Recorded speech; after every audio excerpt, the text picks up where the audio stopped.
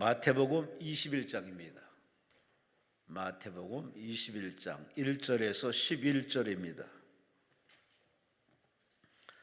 신약성경 마태복음 21장 1절에서 11절까지. 우리 함께 말씀을 11절까지 함께 합독하시겠습니다. 그들이 예루살렘에 가까이 가서 감람산 벳박에 이르렀을 때 예수께서 두 제자를 보내시며 이르시되 너희는 맞은편 마을로 가라. 그리하면 곧 매인 나귀와 나귀 새끼가 함께 있는 것을 보리니 풀어 내게로 끌고 오라. 만일 누가 무슨 말을 하거든 주가 쓰시겠다 하라. 그리하면 즉시 보내리라 하시니 이는 선지자를 통하여 하신 말씀을 이루려 하심이라. 일러스되 시온 딸에게 이르기를 내 왕이 내게 임하나니 그는 겸손하여 나귀 곧 멍에 매는 짐승의 새끼를 탓도다 하라 하였느니라.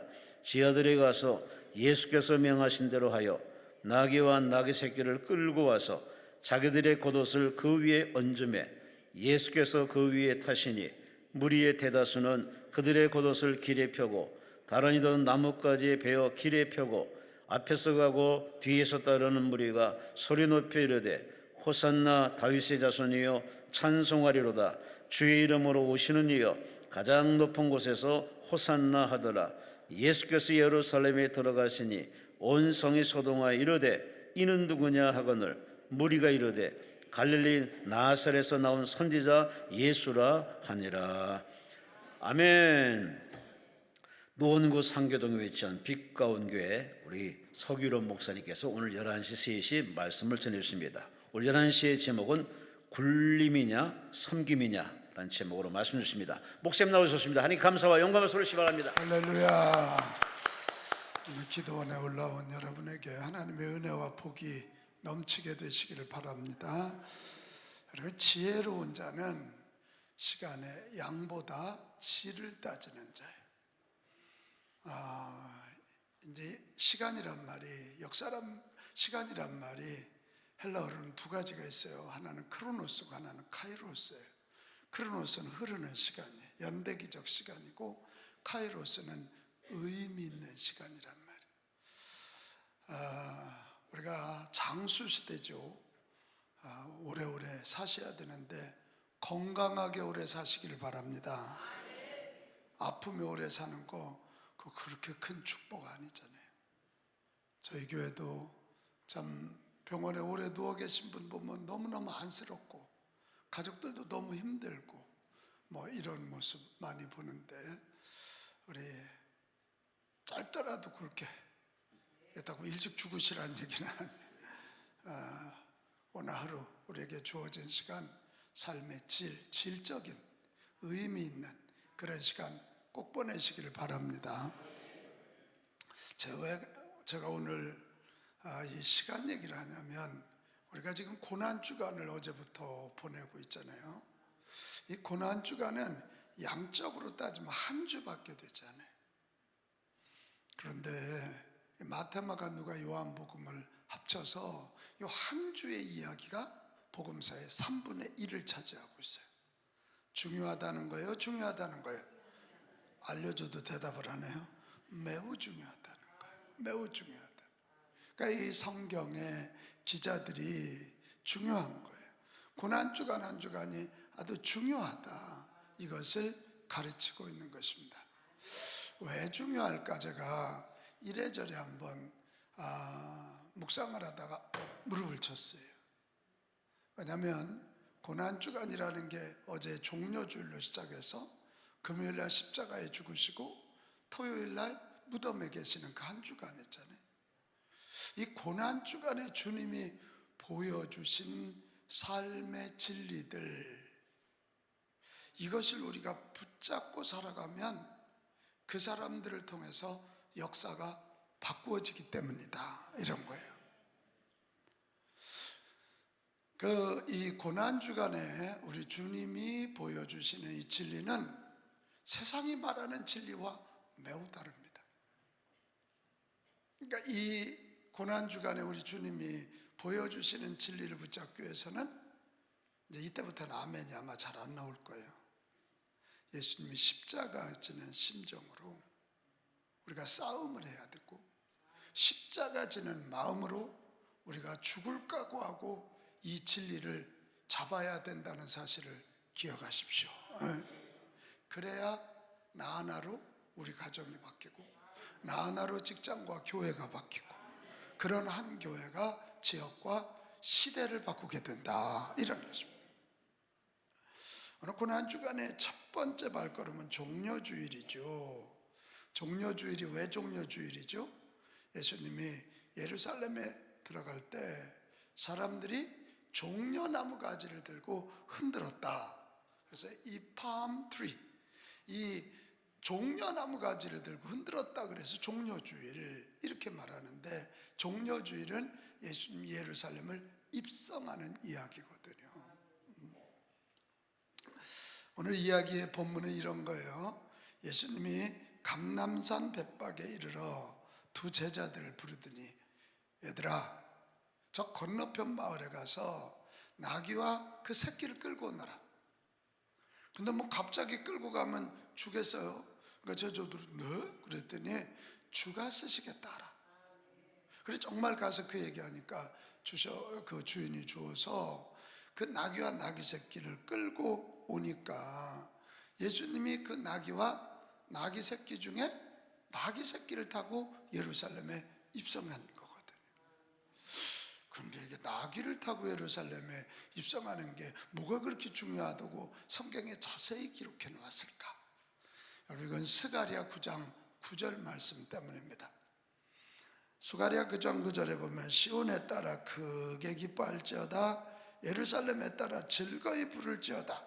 보라, 내 왕이 내게 임하시나니 그는 공의로우시며 구원을 베푸시며 겸손하여서 나귀를 타시나니 나귀의 작은 것 곧 나귀 새끼니라. 요 얘기거든. 그러니까 이 사람들이 종려나무를 들고 흔들고 옷자락을 깔고 흔들고 호산나 호산나 다윗의 자손이여 소리를 지른 이유가, 이 스가랴 9장 9절 보면 메시아가 올 때 나귀 새끼를 타고 온다는 예언 때문에 그런 거예요.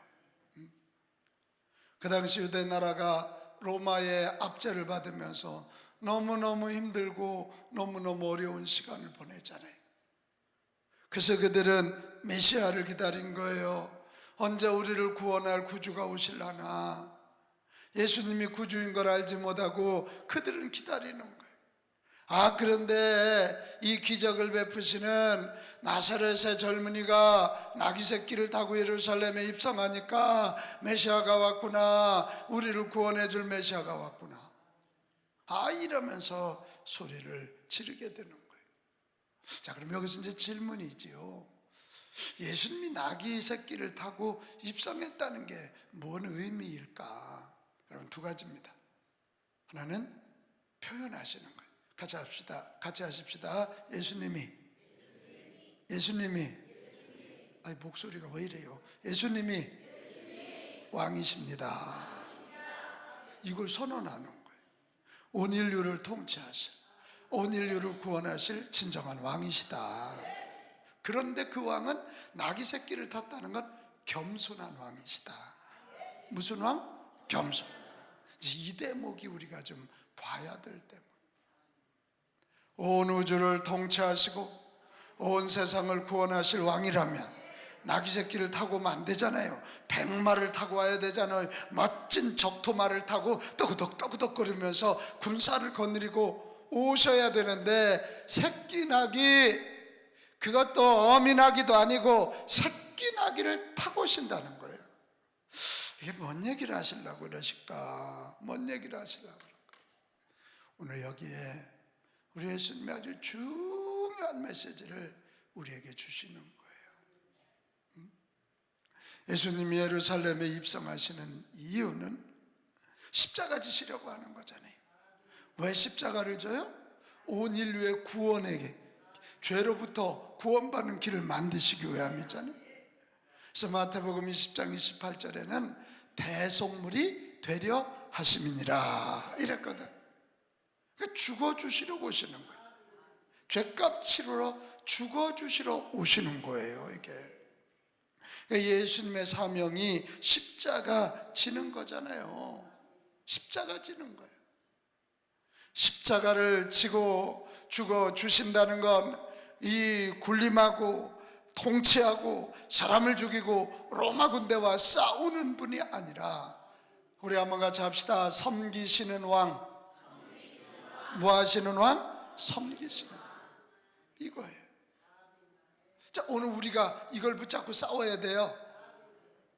우리는 다 힘을 가지고 쳐부숴야 돼. 저 옆에 있는 김집사보다 내가 김치를 잘 담아야 되고, 저 조집사보다 잘 조잘돼야 되고, 박집사보다 호박 터지는 소리를 더 잘해야 돼요. 우리 삶 구석구석의 소리는 자꾸 군림하려고 들고 남을 이기려고 들거든요. 근데 우리 예수님이 보여주시는 이 종려주의를 통해서 주시는 세상을 다스리고 세상을 통치하는 방법은 뭐냐? 군림이 아니라 섬깁니다. 군림이 아니라 섬깁니다. 이거 오늘 8절 9절에 보면 무리의 대다수는 그들의 겉옷을 길에 펴고, 그러니까 옷을 펴고 쫙 깔면서 야 메시아가 온다고 환영하는 거예요. 나무가지를 베어 길에 펴고 앞에서 가고 뒤에서 따르는 무리가 소리 높여 이르되 호산나 다윗의 자손이여 찬송하리로다 주의 이름으로 오시는 이여 가장 높은 곳에서 호산나 하더라 이랬거든. 그러니까 그 당시 사람들은 오병이어를 가지고 5,000명 먹이고 12광주를 남게 하신 예수님, 그분이 왕으로 오셔서 우리 경제 문제를 풀어주실 분으로, 또 죽은 나사로를 살리신 그분이 하늘의 신비한 능력을 가지고 로마 군대를 단칼로 쳐부실, 그래서 국방과 안전을 지켜줄 그런 왕으로 지금 이들은 환영하고 있는 거예요. 근데 예수님은 아니라는 거지. 예수님은 아니라는 거예요. 인자가 온 것은 섬김을 받으려 함이 아니라 도리어 섬기려 하고 자기 목숨을 많은 사람의 대속물로 주려 함이니라. 섬기러 오셨다는, 섬기러.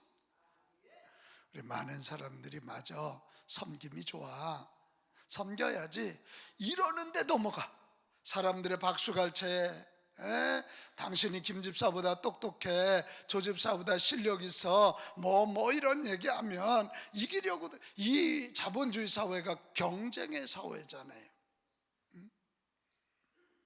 그러니까 자꾸 이겨서 군림하려고, 뭐 똑똑하다고 인정받고 막 이쁘다 그러면 더 거기에 넘어가요. 근데 예수님은 오늘 사람들의 환호에 넘어가지 않으셨다. 오늘 10절에 보면 그 온 동네에 뭐라고 되어 있냐면 온 성이 소동하여 이루고 이런 말이 있거든요. 이게 좀 6월절이 시작되고 있는 때예요. 그러면 6월절이 되면 원래 예루살렘에는 한 10만 명이 살았거든요. 여러분 좀 놀래줘요. 10만 명이 사는 예루살렘에 6월절이 되면 200만 명이 모였어요. 그거 얼마나 많은 거예요. 그 당시 200만이면 전 세계에서 몰려온 거죠. 근데 그들이 메시아가 태어났대. 그래서 막 사람들이 호산나 호산나 호산나 외치니까 막 온 성이 난리가 난 거예요. 그럼 예수님이 좀 우쭐하실 수 있잖아요. 그렇지, 내가 왕이야, 칼을 가져와라, 백마를 타고 가서 저 로마 티토 장군의 내가 목을 베리라, 로마 황제의 목을 베리라 이러실 수 있는데 예수님은 아니다. 내가 로마를 치면 또 다른 군대가 일어나서 계속해서 싸운다. 세상을 다스리고 세상을 진정으로 정복하고 다스리는 길은 굴림이 아니라 섬김이다. 이걸 보여주고 계신 거예요. 아이, 목사님 뭐 그렇게 이 정복 다스림 얘기를 하냐고. 여러분, 이거 하나님의 명령이에요. 창세기 1장 2장에 가면 하나님이 우리를 하나님처럼 만드시잖아요. 아멘. 외칩시다. 나는 하나님에 의하여 하나님처럼 만들어진 존재. 너무 기죽지 마세요. 여러분, 하나님처럼 만들어져 있거든. 창조의 하나님이 너희는 나에 의하여 나처럼 만들어. 그래서 우리 인간들에게는 창조의 능력이 있는 거예요. 맞지요? 세상에 모래를 가지고 크리스탈 강대상을 만들자. 남자 여자 시집가고 장가가면 아이를 출산하자. 우리가 무슨 아이 낳는 뭐 하는 게, 하나님이 다 만들어 놓으시고 아이를 출산하는 창조의 능력을 우리 속에 주셨거든요. 왜? 하나님처럼 만들어졌어요. 그래 놓으시고는 하나님이 명령하셔요. 너희는 땅을 정복하라. 그리고 다스리라. 이랬거든. 오늘 예수 믿는 하나님의 자녀들이, 예수님의 제자들이 이거 잘 못하고 있거든요. 그러니까 세상이 이렇게 타락하고 창조 질서를 어기는 거예요. 세상이 악해져 가는 거예요. 오늘이 종려주일 맞이해서 주님이 주시는 이 한마디, 군림하지 말고 섬겨라. 시작. 군림하지 말고 섬겨라. 더 크게, 군림하지 말고 섬겨라. 할렐루야. 그럴 때 진정한 정복이 가능한 거고, 그럴 때 진정한 다스림이 가능하다. 아멘. 네. 우리 하나님 나라를 우리가 얼마나 구해요. 죽고 나서 갈 천국도 우리가 소망하지만 이 땅에 이루어질 하나님의 나라, 그게 헬라어로 바실레이아란 말이거든요. 이 바실레이아란 말은 이 하나님의 나라는 어떤 공간적 개념보다 하나님이 우리를 다스려 주시는 상태예요. 지금 이 시간 내가 병들어서 여기 왔든, 문제가 있어서 여기 왔든, 하나님이 성령으로 우리 안에 오셔서 우리를 다스려 주시면 이 시간이 천국이 되는 거예요. 아멘. 그래서 이게 우리 그리스도인들에게는 다스림의 원리가 너무 중요해.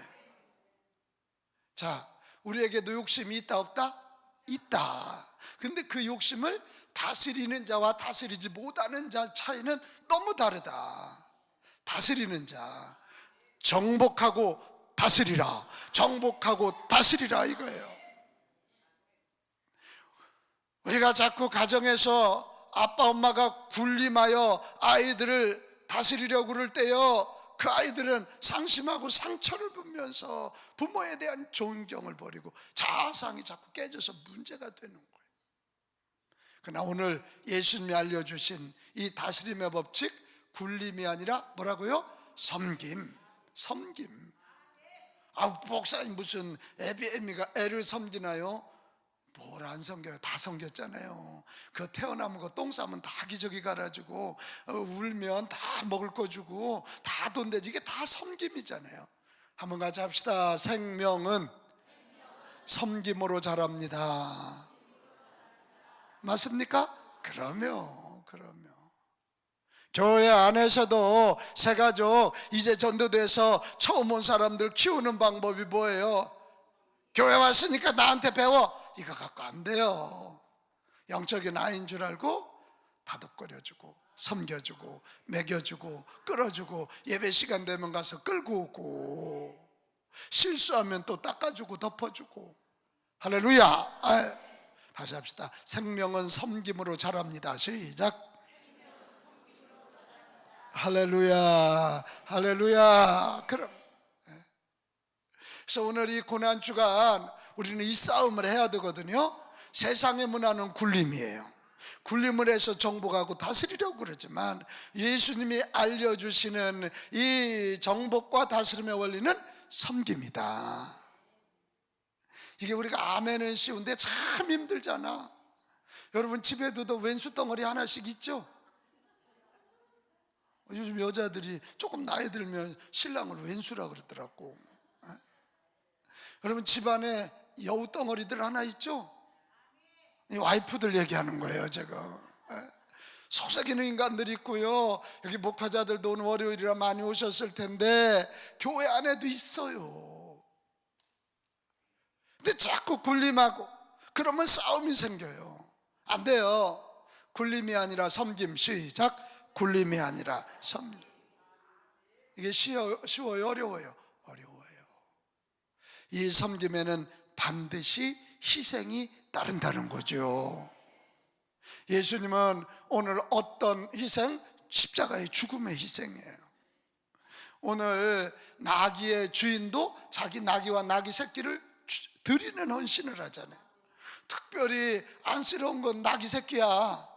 예수님이 33 정도 되셨다고 그렇게 성경에 나오는데 33 된 건장한 남자를 새끼 나귀가 타고 가는데 막 달아. 이러지 않았을까? 섬김은 희생으로 이루어지는 줄로 믿습니다. 오늘 우리가 희생을 하려고 하지 않으니까 섬김보다는 군림하려고 드는 거고, 군림하니까 자꾸 싸우고 분쟁이 일어나는 거예요. 여러분, 이 고난주간은 매우 중요한 주간이다. 우리 예수님이 인류를 구원하는 길이 마련해 주심과 동시에 하나님의 자녀요, 예수님의 제자들이 세상을 어떻게 하고 정복하는지를 정말 배워 가르쳐 주신, 이게 굉장히 어렵고 힘들지만 십자가 지는 심정으로 우리가 이거 지고 반드시 예수님이 가르쳐 주신 진리를 붙잡고 정복하고 다스리는 복이 있기 바랍니다.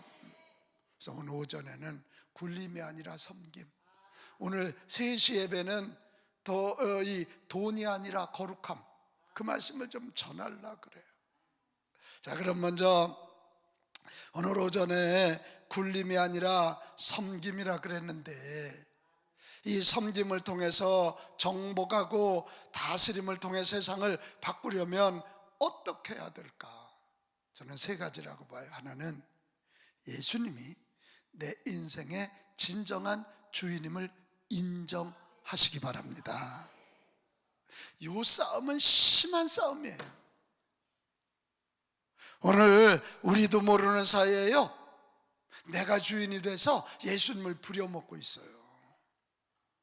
다시 얘기해 볼게요. 예수님에게 퀴리오스, 주인의 자리 내어드리지 않고 내가 주인이 되어서 예수님을 종처럼 부리는 게 오늘 우리의 모습이에요. 그런 사람들의 특징은 뭘까요? 문제 있을 때만 기도해. 문제 없을 때는 뭐 종이 왜 필요해? 내가 주인이고 예수님을 종으로 생각하니까 문제 있을 때만 예수님 앞에 나오고 문제 있을 때만 예수님 앞에 엎드리는 거예요. 여러분, 이 싸움 심각한 싸움입니다. 오늘 왜 낮아지지 못하냐고요? 왜 섬기지 못하냐고요? 내가 주인이라는 이 생각이 너무 강한 거. 세상은 다 건강이 최고지, 나 죽으면 다 끝이지 이러고 나와요. 우리는 그렇게 말하면 안 돼요. 나 죽어도 주님이 일하시면 돼요. 아멘 안 하잖아요. 예수님이 내 인생에, 우리 가정에, 우리 교회에, 이 민족의 왕이시다. 여러분, 요거 인정할 때 인생이 달라지거든. 이 부활절 하면 생각나는 인간이 누구예요? 도마. 그잖아요. 머리가 좋은 친구잖아요. 그러니까 다른 사람들 다 부활하신 예수님 만났는데 이 친구만 그때 어디 가서 딴짓하고 왔는지 예수님 못 만나니까 나는 만져보지 않고는 못 믿겠다. 그때 우리 예수님은 그를 위해서 또 나타나셔. 그리고 이렇게 열고 야야야야 여기다 손을 넣어봐라. 그러면서 하시는 얘기가, 보지 않고 만져보지 않고 믿는 자가 복이 있도다. 자, 묻겠어요. 도마가 여기다 손을 넣었을까요? 안 넣었을까요? 좀 머리를 좀 쓰세요. 머리가 나쁘면 샴푸를 좀 좋은 걸 쓰세요. 제가 보기에는 못 넣죠. 앞에 이렇게 창자하고 있는 예수님이 봤는데 그 자리에서 꼬꾸라지면서 도마가 고백합니다. 예수님을 향해서, 당신이 나의 주님이시고 나의 하나님이십니다. 근데 그 고백을 하는 순간 베드로의 인생이 완전히 바뀌어요. 완전히 바뀌어요. 그때부터 베드로는 부활하신 예수님을 전하기 위하여 중앙아시아, 지금 한참 전쟁 중인 그쪽으로 올라갔다가 인도로 가서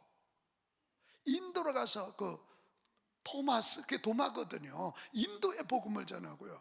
아유, 이게 내가 직접 본 건 아닌데 어느 글을 읽었는데, 우리나라 가야라는 나라가 있었잖아요. 신라 시대. 그 가야라는 거기에서 글쎄 히브리어가 나왔대잖아. 깜짝 놀래고 이게 뭘까? 고고학을 연구하는 분들이 옛날 그 가야국의 왕이 어디 공주를, 어느 나라, 내가 인도라고는 말 안 해요. 어느 나라 공주를 왕비로 데려와요? 인도. 그래서 어느 분이 그런 추측을 하더라고. 그때 그 왕이 예수를 믿었을 게다. 왕 아니면 공주가. 그러니까 올 때 그것을 가져왔으니까 가야 시대에. 그러니까 우리 민족은 하나님이 선택하신 민족이에요. 이게. 어쨌든 도마가 그래서 예수님을 나의 주님 퀴리오스, 이 주라고 하는 말, 퀴리오스라는 말에 90%가 왕이라는 의미고 10%만 주인이라는 뜻이거든. 왕은 나를 죽일 수도 있고 살릴 수도 있는 전권을 가진 자잖아요. 예수님이 나의 왕이시며 나의 하나님이십니다. 그러니까 인생이 바뀌는. 오늘 이 싸움 여러분 꼭 승리하시기를 바랍니다. 세상은 자꾸 네가 주인이지 무슨 예수님이 주인이야, 네가 무슨 주인이지, 네가 주인이지 무슨 예수님이 주인이야, 이런 얘기를 자꾸 해요. 그러니까 이 주님 뜻대로 못 사는. 제가 얼마 전에 우리 교회 신학생들 몇 명 내가 아침을 좀 사줬어. 이리 오너라. 그리고 그 애들 밥을 사주면서 내가 얘기했어요. 야, 놈들아, 요즘은 신학교를 졸업하고요 반도 목회를 안 해. 내가 그래서 너들 신학교 졸업하고 목회 안 할 거면 지금 그만둬라.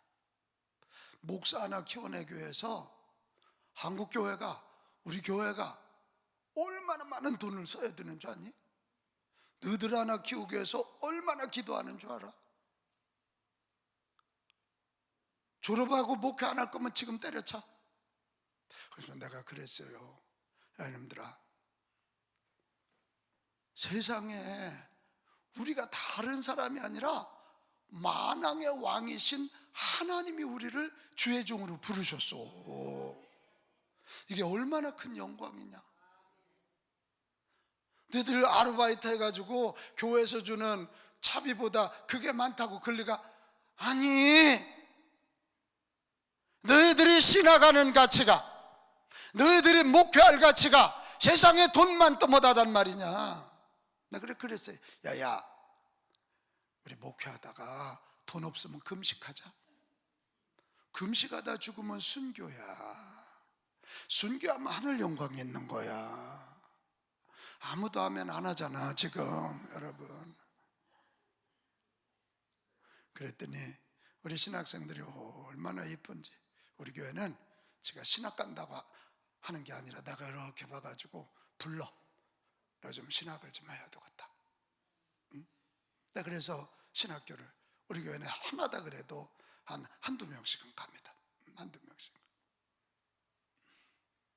그랬더니 이 친구들이 저하고 밥 먹고 헤어지고 난 다음에 카톡을 보냈는데, 목사님 정말 귀한 말씀 주셔서 너무 고맙다고, 저희들 죽어도 목회를 하겠다고.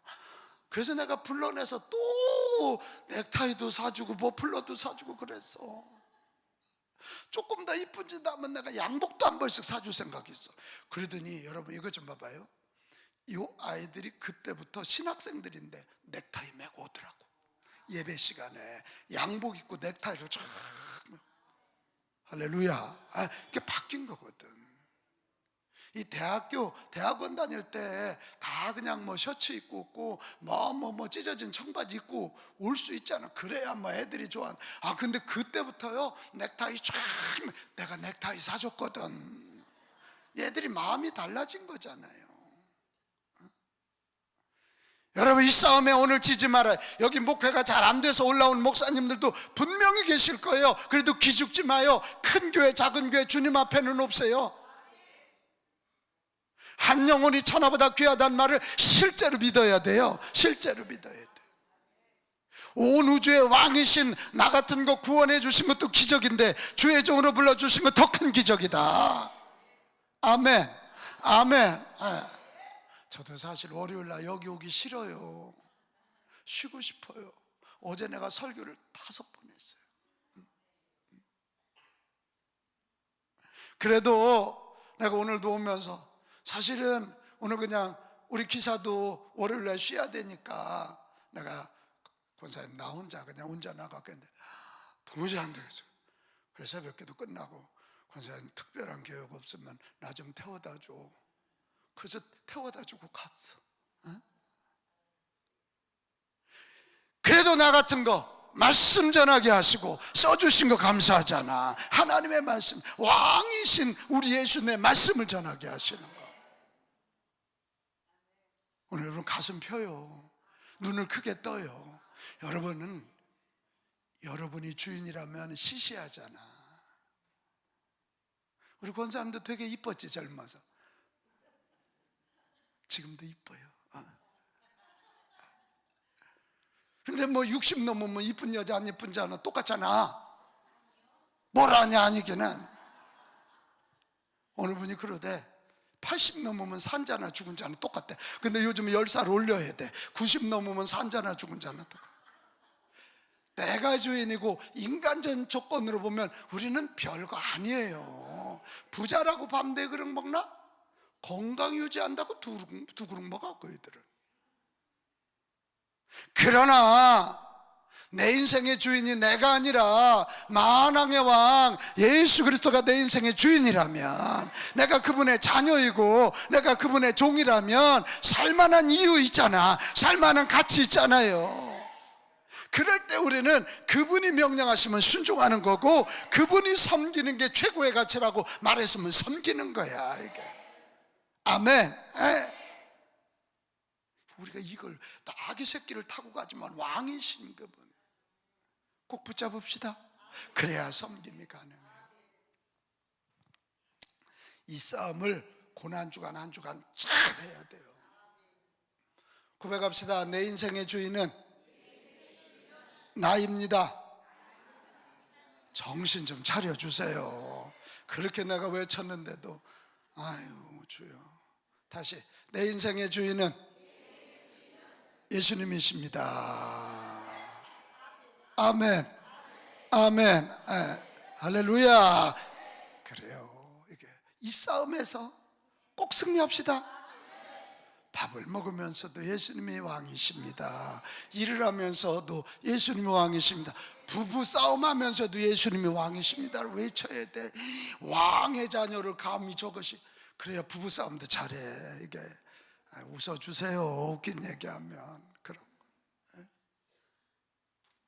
목회하면서도 속삭이는 교인이 있어도 목사님들 기죽지 마요. 내가 왕이신 주님의 종이잖아요. 주님이 책임지실 거 아닙니까? 그런 거 아닙니까? 그 배짱으로 사는 거지. 그 배짱. 그 다음에 두 번째, 굴림이 아니라 섬김을 꼭 실현해서 정복하고 다스리기 원하면 사명대로 사시기를 바랍니다. 사명. 예수님이 십자가에서 죽으시는 그 십자가가 예수님의 사명이니까 뚜벅뚜벅 걸어간 거고, 사람들이 나무가지를 흔들고 뭐 하지만 그 유혹에 넘어가시지 않더라. 이걸 여러분, 사명대로 살지 않으면 우리는 생존을 위해서 산다. 서바이벌이다. 여러분, 생존을 위해서 산다면, 생존이 나쁘다는 건 아니지만 생존만을 위해서 산다면 우리가 얼마나 비참하냐고. 짐승하고 다를 바가 뭐예요? 달라? 짐승도 지 몸 챙기고요, 지 새끼 챙겨. 우린 짐승만도 못할 때가 많아. 짐승들은 배부르면 안 먹어. 근데 인간은 배불러도 먹어. 그리고 또 살 뺀다고 막 헬스장 가서 돈 쓰고 막. 그리고 헌금할 돈은 또 없다고 그래. 예? 이게 생존을 위해서 사는 건 동물에 불과하는 거죠. 여기 오는데 뭔가 벚꽃이 너무 이쁘네. 내 얼굴처럼 이쁘네, 벚꽃이. 근데 저 벚꽃 한 달을 갑니까? 두 달을 갑니까? 한 주 넘기지 못해. 생존을 위해 사는 인생 길어봐야 100년이고, 돈이 있어 본들 길어봐야 100년이고, 유명한들 길어봐야 100년이다. 그러나 주님이 주신 사명대로 사는 사람은 그 사명의 한 계단을 내가 살면 또 다른 나와 같은 사명 있는 자가 또 한 계단, 또 한 계단, 또 한 계단, 아멘 좀 해봐요. 이 계단이 이어지고 이어지면서 구원의 역사, 구속의 역사를 이루는 부흥의 사람이 된다. 할렐루야, 할렐루야. 그런 거지요. 이 사명을, 주님이 주신 사명, 주님이 주신 사명으로 하여 살 때만 내가 싫어도 섬길 수 있다, 이거죠. 아멘. 아멘. 저는 기독교일 때입니다. 중학교 2학년 때 제가 팔남매 막내예요. 팔남매. 아유, 많이도 나셨어. 그리고 아버지가 일찍 돌아가셨어. 51구에 위암으로 돌아가셨어. 그것 때문에 예수 믿게도 했습니다. 예수 믿게도 했어. 그래서 이제 내가 우리 집은 뭐 보통 우상 숭배했던 가정이 아니에요. 한 달에 한 번씩 무당 아줌마 데려다가 구슬했어. 내가 지금도 얼굴 이런데 옛날에 얼마나 이뻤겠냐고. 안 웃는 자는 나쁜 사람이야, 이거.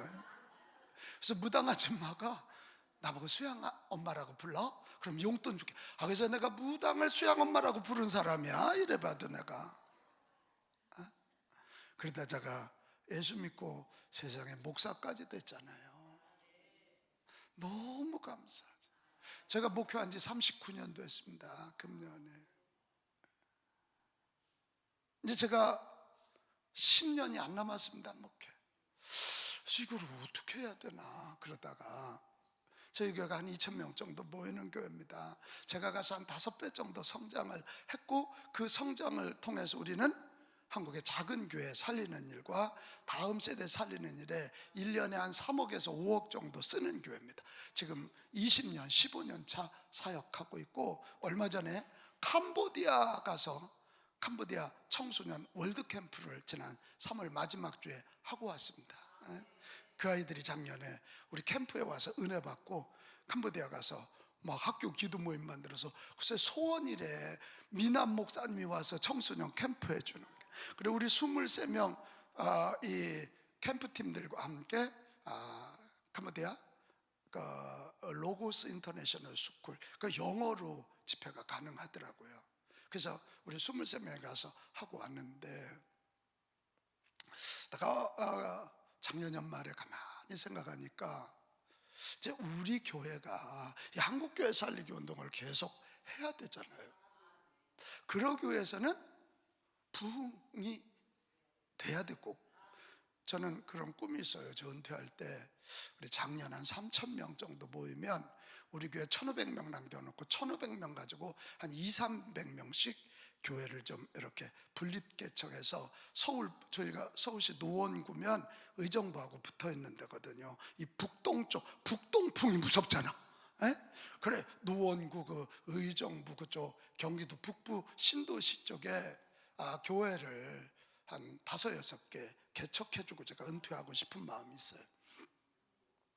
그러려면 교회가 지속적으로 부흥도 해야 되고 성장도 해야 되고, 또 좋은 또 다음 리더십 체인지가 또 잘 돼야 될 것 같고, 그래서 이걸 어떻게 해야 될까 하다가 제가 결심했습니다. 그래서 금년에 우리 교회가 컨설팅을 받고 있습니다. 수천만 원 들여서 전문 업체에 지난 2월 달부터 지금 컨설팅을 받고 있어요. 여러분, 이거 제가 39년 목회한 사람인데 남한테 평가를 받는다는 것이 쉬울까요? 어려울까요? 어려워, 싫어, 짜증나. 와서 뭐 이러쿵저러쿵. 그런데 이걸 잘해서 우리 교회 부흥이 이어져야 되고 한국교회 살리기 일이 돼야 되고 다른 내 후임이 와도 이걸 계속 해낼 수 있게 하기 위해서는 하지 말아야 될 거 쳐내고 꼭 해야 될 거 하고 해야 될 걸 잘 구조화해서 연결을 해줘야 되잖아요. 그래서 그걸 하고 있습니다. 제가 하고 있어요. 제가 왜 이런 얘기를 하냐면 우리 빛가운 교회 사명이 한국교회 살리는 겁니다. 작은 교회 일으키는 것입니다. 다음 세대 특별히 청소년들을 일으키는 것입니다. 이게 사명인 줄 알고 지금 제 나이에 청소년들 앞에 가면 저는 할아버지예요. 얼굴은 40대 같죠? 아주 웃어주세요. 근데 애들 앞에 가면 할아버지. 그런데도 막 애들 앞에 가서 하는 거예요. 우리 교회가 작년에도 3억 200만 원이 들어갔거든. 그걸 투자해서 3,000명 청소년들 그 은혜 받게 하고 학교 기도 모임 만드는 일 하거든요. 이게 사명이니까 그래요.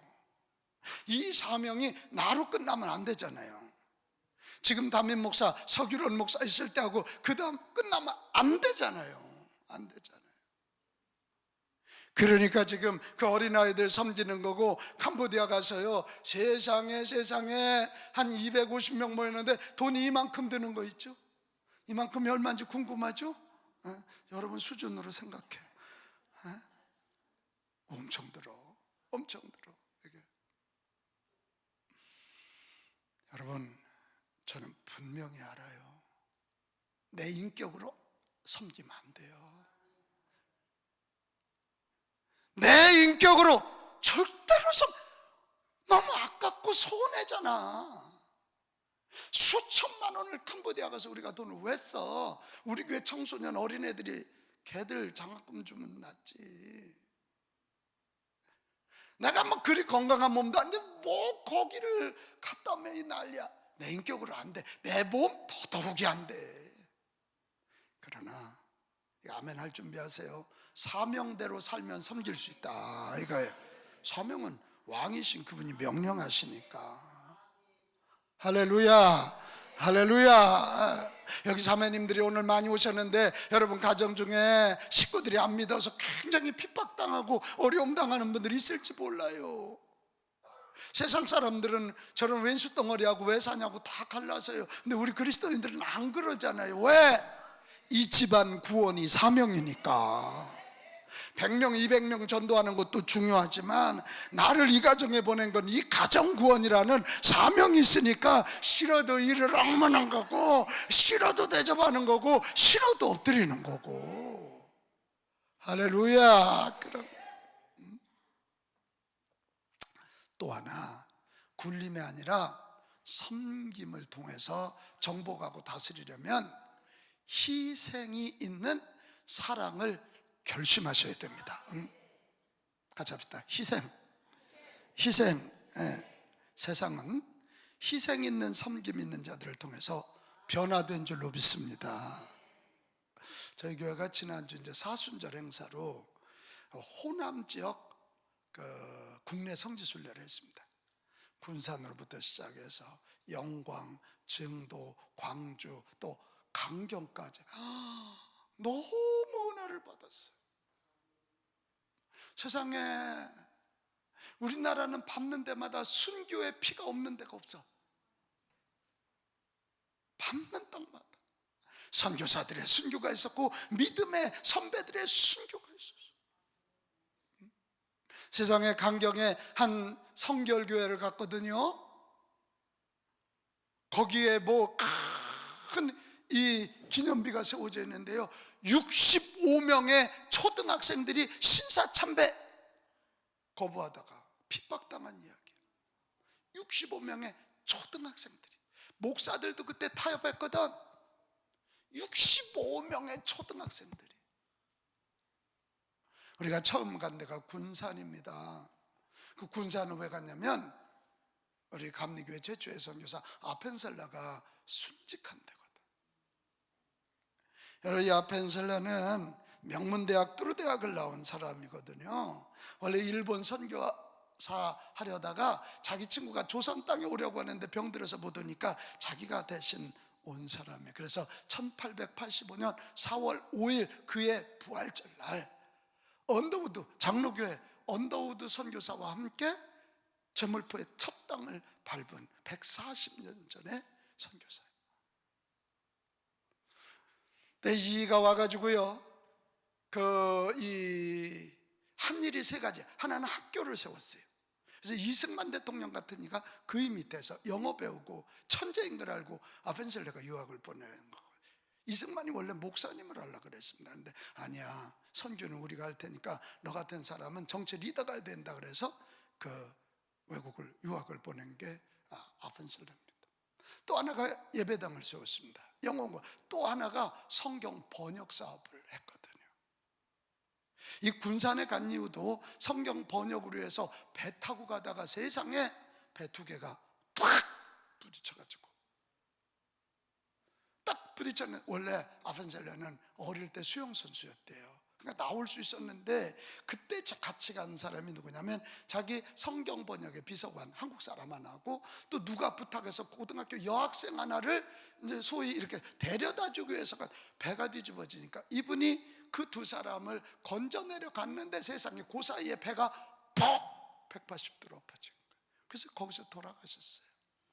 그래, 그걸 기념해서 군산에다가 아펜셀러 순교 기념 예배당과 그 기념관이 만들어져 있더라고요. 저 거기 가서요 그냥 울고 충격받았잖아요. 이렇게 써 있어요. 선교는 순교다. 순교가 시작이다. 44살에 세상 떠났거든요. 이분이 우리나라 올 때 179에 91kg였대요. 15년 후에 미국 다니러 갔는데 세상에 30kg가 빠져서 친구들도 알아보지 못했다는 거예요. 근데 더 놀라운 사실은 아버지가 그렇게 세상 떠나는 걸 봤으면 자식들이 아우 이래야 되는데 그 아들도 그 딸도 돌아와서 배제 학당의 교장이 되고 이화 학당을 이끌어가는, 할렐루야. 그래서 제가 알았어요. 야, 세상은 희생이 있는 섬김을 하는 자들에 의해서 변화되는구나. 그 희생이 쌓이고 쌓이고 쌓이면 역사가 되는구나. 언더우드도 4대가 와서 그랬고요. 이제 광주에 있는 유진벨 선교사도 4대가 다 할렐루야. 이인요한 박사 여러분 많이 요즘 뭐 정치권에도 무슨 국회의원도 돼 있고 연대 교수, 그 가문이 다 유진벨 선교사가. 와우. 저는 광주에 가서 참 가슴이 뭉클하더라고요. 호남신학교 그 안에 선교사들 묘비가 있는데 요만한 묘비가 한 30개가 있기를 내가 안내하는 언니한테 물어서 이게 뭐냐고 그랬더니 선교사님들 자녀들이 죽은 거야. 와서 죽은 거야.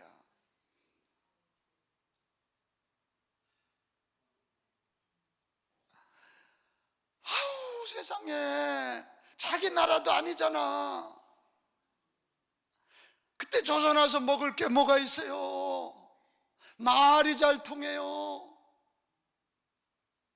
그럼에도 불구하고 왕이신 하나님께서 명령하시니까 조선의 선교를 해서 그들이 와서 죽은 거예요. 순교한 거예요. 순교를 끝나지 않았어요. 순교의 시가 시작이었어요. 제가 오늘 선교사 한 분 더 소개하려고 그래. 여자 의사, 25살에 한국에 온 여자 의사 로제타. 25세 미국에서 의사가 됐으면 얼마나 수제예요. 1890년 우리나라 들어왔거든. 들어오면서 그는 결혼을 해서 들어왔습니다. 그러면서 굉장히 힘들겠지 하고 가곤 했는데 세상에 와서 그 1894년, 그러니까 90년에 와서 94년이니까 4년 차에 청일전쟁이 일어나는데 그때 평양에 의료봉사하러 갔다가 남편이 감염병에 걸려서 죽습니다. 아들 하나가 있고 둘째가 지금 임신한 상태였어요. 남편이 죽어요. 둘째를 낳는데 딸이었어요. 그는 이렇게 기도했대. 하나님, 저는 길을 모릅니다. 비록 이 땅에서 사랑하는 남편을 잃었지만 제 아들 셔우드와 한국에서 오래 사역할 수 있게 해주세요. 왜냐하면 딸도 곧 죽어. 그리고는 로제타가 불끈 일어나서 이간 일이 뭐냐면 남편과 딸의 이름으로 여성 전문 병원을, 광해원을 처음으로 짓습니다. 광해여원을. 그리고 시각장애자 첫 학교인 평양 여맹학교를 세우고 점자를 만들고 고대 안암병원의 모태가 된 조선의학 강습소를 개소해요. 그리고 조선의 여성들을 보니까 굉장히 능력이 있어. 그리고 이 조선 여성 중에 의사를 키워야 되겠다 그래서 박에스다라는 사람을 미국으로 보내서 의사를 만든 사람. 그가 그렇게 43년간 사역하고 1933년 68살에 노인이 되어서 미국으로 돌아갑니다. 근데 얘기가 이렇게 끝나지 않더라고요. 그 아들 셔우드와 며느리 메리언이 둘 다 의사예요. 아버지가 죽은 땅, 내 동생이 죽은 땅, 우리 어머니가 평생 몸바친 땅, 이 땅 조선 땅을 위하여 나도 일하겠다고 그들이 의사가 돼서 다시 조선 땅에 들어와. 이 사람들이, 여러분 여기 어른들은 알죠? 결핵 퇴치를 위해서 CL이라는 걸 시작한 사람들. CL이라는. 로제타가 1951년에 죽습니다. 죽으면서 유언합니다. 나를 조선 땅에 묻어달라. 그래가지고 지금 양화진 거기에 가면 그 집 식구 5, 로제타 남편, 로제타 딸, 아들, 며느리 5명의 묘비가 있습니다. 묘비가 있어요. 아들 셔우드가 죽을 때 이런 유언을 했대요. 이게 눈물겨운 유언이죠. 아직도 나는 한국을 사랑한다. 아직도 나는 한국을 사랑한다. 할렐루야. 할렐루야. 그래서 우리가요, 이런 국내 성지순례를 하고 오면서 우리 30명 입원 갔는데 다 한결같은 얘기가, 우리 정신 차려야 되겠어요. 목사님 전도하라서 우리 귀찮게 여겼는데 목숨 걸고 해야 되겠어요. 한국 교회가 그냥 된 게 아니고 이 나라가 그냥 된 게 아니에요. 희생을 바탕으로 한 거예요. 그래서 우리 온 교우들이 그냥 전도하기로 작심하고. 할렐루야. 오늘 말씀 정리할래요. 여러분, 우리는 하나님의 자녀이고 예수님의 제자인 거 믿으십니까? 그렇다면 우리가 이 땅을 정복하고 하나님의 질서대로 다스려야 된다. 그게 뭐냐? 오늘 종려주의를 통해서 배운 거 한 가지, 굴림이 아니라 섬깁니다. 이 섬김으로 해서는 예수님 왕이심을 우리가 인정해야 되고, 사명 때문에 살아야 되고, 그리고 희생을 각오해야 된다. 할렐루야. 할렐루야. 이 고난 주간 한 주간은 우리의 영혼을 세탁하는 때거든. 잘 오늘도 세탁하시고, 여러분 이제 굴림하려고 했던 거 회개하고 다시 섬김을 다짐하는 우리 모두가 되십시다. 자, 우리 찬송하겠습니다. 찬송가 151장 만왕의 왕 내 주께서 왜 고초를 당했나. 오늘 오후에는 돈이 아니라 거룩입니다. 여러분 셋이니까 이 시대 최고의 권력은 돈입니다. 그죠? 돈 때문에 올라온 분들도 많아. 지금 사업이 어렵고 힘들어서 오늘 잘 오후에도 말씀 듣고 은혜 나누도록 그렇게 합시다. 자, 우리 찬송하는 동안 여러분 우리 하나님께 예물 좀 준비해요. 봉투에다 기도 제목도 좀 쓰고 감사 제목도 좀 쓰고 해서 저도 여기 썼어요. 그렇게 준비하시기 바랍니다.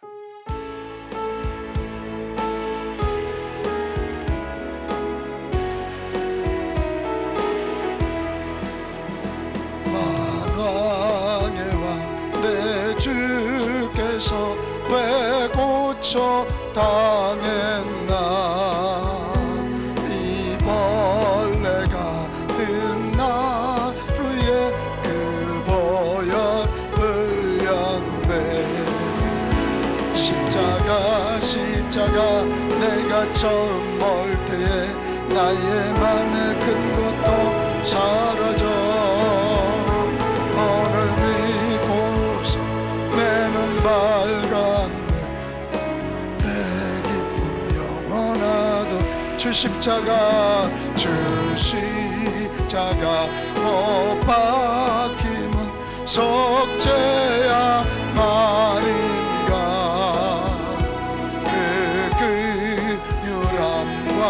그 은혜 말할 수 없도다. 십자가 내가 처음 볼 때에 나의 맘에 큰 고통 사라져. 오늘 이곳서 내 눈 밝았네. 참 내 기쁨 영원하도다. 누르러도 그 은혜 다가볼 수 없네. 나 주님께 몸 바쳐서 주의 일 힘쓰리. 십자가 내가 처음 볼 때에 나의 맘에 큰 고통 사라져. 오늘 이곳서 내 눈 밝았네. 참 내 기쁨여 만왕의 왕